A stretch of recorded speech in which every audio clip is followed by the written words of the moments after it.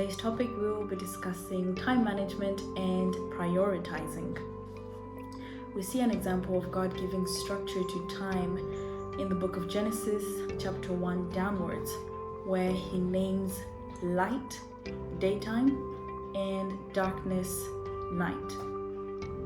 God has given man wisdom to help us give form to time by giving us a number of hours in the day and a number of days in the week and a number of weeks in the month, and so on.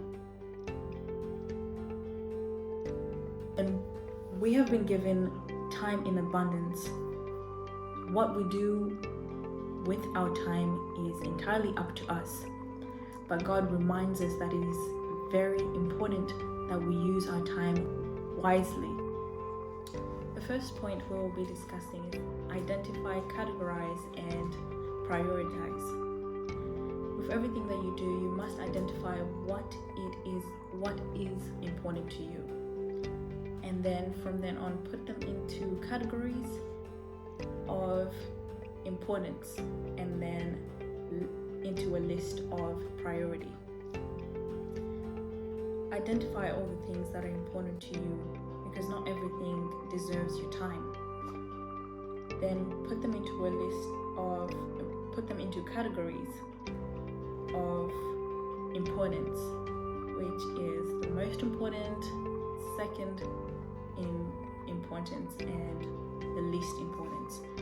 After that, then you begin to prioritize each category by going into the category of most importance and numbering them, putting them into a list of priority, which will be the number one will be the first and most important things to do, and so on. Which brings me on to my next point, which is to limit your list of priority.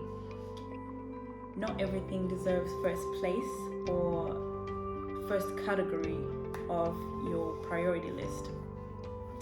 You must limit your priority list. Mine is just God, family, and everything else. Just 3.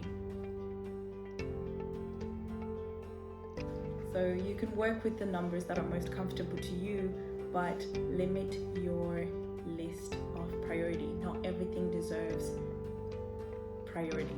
The next point we'll be discussing is to plan and have a timetable. You must have a timetable to set and allocate times to the tasks that you have to do in a day, and you must plan ahead before doing them. With each task, you must set up a date for them, a time and a duration, and try your best, absolute best, to commit to those tasks. Which brings me to my next point: to use what you have.